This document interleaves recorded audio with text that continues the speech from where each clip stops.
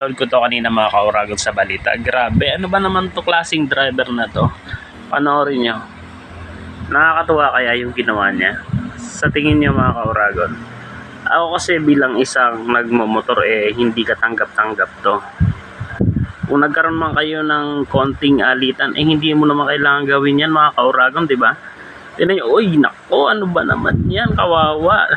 Ano pa naman, joyride ba 'to o angkas? Kawawa yung pasahero, 'di ba?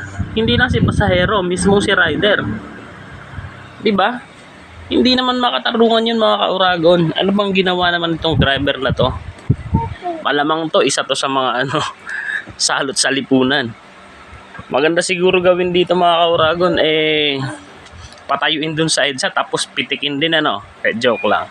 Sana'y mabigyan agad to ng aksyon ng mga otoridad at makumpiska yung kanyang lisensya. Hindi dapat siya pwedeng magmaneho.